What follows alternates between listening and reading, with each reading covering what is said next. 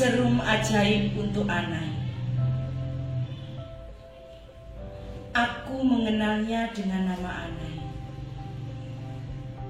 Entah kenapa orang tuanya memberi nama gadis yang sebaya denganku itu seperti serangga buta pemakan kayu. Dari fisiknya, dia sebenarnya cantik. Tubuhnya semampai dengan kulit kuning laksat. Rambutnya ikal tergerai sepunggung. Alisnya tebal, namun membentuk lengkung sapi di atas kelopak mata yang sama sekali tidak buta. Ayah dan ibunya adalah pasangan ilmuwan kaya raya. Tak heran jika mereka memiliki sebuah laboratorium besar lengkap dengan semua peralatan untuk penelitian. Yang ku tahu, saat dulu bermain dengan Anai, di rumahnya banyak tamu datang untuk memesan obat atau cairan yang ditempatkan di tabung-tabung kecil berwarna bening. Kata Anai, itu obat untuk mencegah berbagai penyakit berbahaya. Meskipun saat kecil aku akrab dengan Anai, tak pernah sekalipun gadis cantik itu mengizinkanku masuk ke kamarnya. Tapi pernah tak sengaja sempat ku intip kamarnya. Bukan sebuah kamar seorang gadis menurutku. Tidak ada kasur dengan bed cover warna pink. Tidak ada boneka atau apapun yang identik dengan anak perempuan. Tempat tidurnya berupa tabung besar dengan kabel-kabel yang terhubung dengan tabung lain yang entah berisi apa. Yang kudengar hanya bunyi seperti luapan air mendidih. Semua peralatan di dalamnya canggih, persis seperti lagu qasidah dengan judul Tahun 2000. Sejak lulus SMA hingga lulus kuliah, aku jarang berkunjung ke rumah Anai lagi. Dia lebih pendiam. Sikapnya yang introvert membuatnya tak memiliki banyak teman. Tapi beruntung, karena fisiknya yang sempurna, Anai diterima bekerja sebagai karyawan di salah satu bank swasta di kota kami. Sama seperti dulu, rumah Anai masih banyak tamu dengan kendaraan mewah terparkir di halamannya yang luas. Mungkin orang tua Anai masih melayani pembuatan serum untuk penyakit yang saat ini sedang santer dibicarakan orang. Ingin sekali kukunjungi teman kecilku itu. Namun karena dia sibuk sebagai karyawan bank, dia lebih sering pulang malam. Berita koran pagi menggegerkan seantero kota.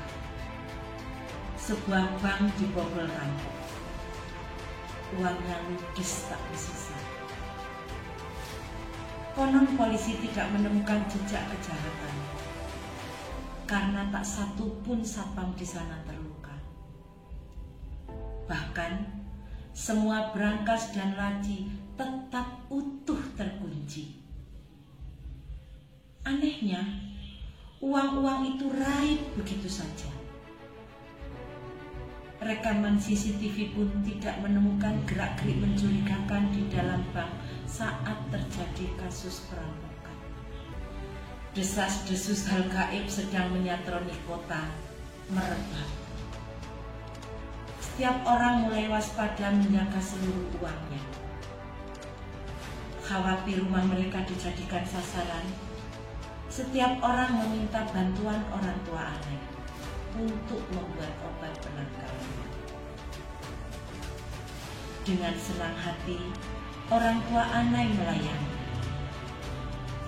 Setiap orang mendapatkan satu tabung kecil berwarna kuning berisi cairan berwarna biru terang. Dengan petunjuk sang ilmuwan, cairan itu dicampur dengan air dan disemprotkan ke seluruh bagian rumah. Kotaku berubah menjadi kota mati. Semua orang ketakutan kehilangan harta yang telah dikumpulkan. Biasanya, saat senja muda-mudi duduk di taman kota, sekarang sunyi. Mereka memilih mendekam di rumah. Sore itu aku berjalan menyusuri trotoar yang telah lenggang. Nampak beberapa orang buru-buru pulang setelah ceklok keluar dari kantor atau pabrik-pabrik tempat mereka bekerja. Angin sore begitu gersang menimpa wajahku yang mulai kedinginan. Di seberang jalan, nampak aneh keluar dari sebuah bank. Tumben dia tidak pulang selalu biasanya. Sedikit basa-basi, ku coba memanggilnya. Siapa tahu dia mengajakku pulang dengan mobilnya. Tak disangka, gadis cantik itu membalas sapaku. Jemarinya yang lentik melambai memintaku mendekat. Tak kubuang kesempatan langkah. Bergegas ku seberangi jalan yang telah benar-benar lengang. Anai menawariku tumpangan untuk pulang. Aku mengangguk mengiyakan. Dalam hatiku berharap Anai akan membagikan serum penangkal tindak kejahatan. Sayang, hingga sampai di pagar rumah, tak sepatah kata pun keluar dari bibir ramu Anai. Hanya senyum yang bagiku agak aneh melengkung di wajah cantiknya. Setelah pertemuanku dengan Anai sore itu, berturut-turut kejadian aneh terjadi. Banyak orang melapor ke kantor polisi, uang mereka hilang. Kasusnya hampir mirip dengan kejadian bank yang kehilangan semua uang nasabahnya. Setiap orang di kotaku memiliki CCTV. Sejak kejadian menimpa bank swasta, pemerintah di kotaku memberikan peralatan CCTV lengkap yang langsung berhubung dengan monitor di kantor polisi. Mungkin untuk memberi jaminan keamanan serta kenyamanan bagi warganya. Namun meskipun ada CCTV, orang-orang tetap membeli serum pencegah tindak kejahatan. Hanya beberapa orang saja yang tidak membeli, termasuk aku, karena harga yang tidak terjangkau oleh isi dompet. Matahari mulai menyembunyikan wajahnya di balik gunung, tenggelam jauh ke dalam lembah, mengubah warna kotaku menjadi gelap seketika. Beruntung kotaku adalah kota modern. Semua infrastrukturnya didesain menyesuaikan perubahan alam. Jika matahari telah terbenam, maka lampu-lampu jalan otomatis menyala terang. Aku duduk di ruang tengah, ditemani secangkir teh dengan aroma kayu manis menguar.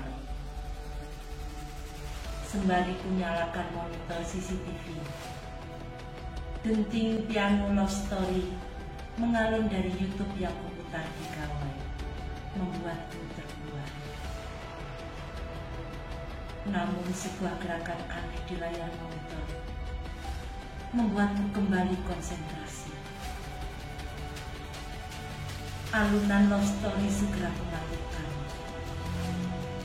Di luar, nampak sesosok semampai memasuki pagar. Tubuhnya di balik pakaian dan jaket kulit panjang berwarna gelap. Kakinya terbungkus sepatu boot berwarna selada. Di lehernya melingkar syal rajutan. Wajah itu tak asing. Si cantik Anai sedang mengendap-endap masuk rumahku. Dadaku berdebar. Suara detak jantungku menjadi gemuruh mirip genderang perang ditabuh. Aku diam mematung, mengamati gerak-gerik sahabat kecilku pada layar di depanku. Ajaib. Setelah di depan pintu, Anai tidak memutar kenop pintu. Tubuhnya tiba-tiba mampu menembus daun pintu tebal rumahku. Mulutku terkunci rapat. Sepertinya Anai tidak tahu bahwa aku melihat semua gerak-geriknya. Dia mulai beraksi, mengulurkan tangan ke dalam lemari yang tetap terkunci. Begitu aneh. Tangan itu tahu di mana uang tabunganku tersimpan. Gerakannya tidak cepat. Dia begitu tenang mengumpulkan harta yang dicuri. Tak kalah cepat, tanganku segera menghubungi nomor kantor polisi melalui pesan WhatsApp. Beruntungnya, selain CCTV, nomor aduan yang polisi sediakan sudah dapat membaca alamat rumah penghuni pesan. Anai masih menikmati menghitung harta rampasannya saat mobil polisi berhenti di depan rumah. Aku bergegas menuju pintu depan, membukanya dan menyilahkan polisi masuk untuk segera meringkus pencuri yang sedang menyandang rumah. Dengan sigap, petugas kepolisian menangkap Anai, gadis cantik sahabat kecil. Setelah kejadian di rumahku, polisi menggerebek rumah ilmuwan, orang tua Anai. Dari keterangan polisi, ternyata Anai sejak kecil telah diprogram menjadi makhluk yang bisa menembus kayu, dinding beton, bahkan besi. Dengan begitu, Anai bisa membantu mengumpulkan harta untuk orang tuanya. Dan cairan serum yang dijual ternyata adalah zat yang mampu mengaburkan sorot kamera CCTV menjadi tak kasat mata. Sehingga tindak kejahatan Anai tak terpantau alat canggih sekali. Sungguh, tindak kejahatan bisa terjadi di mana-mana.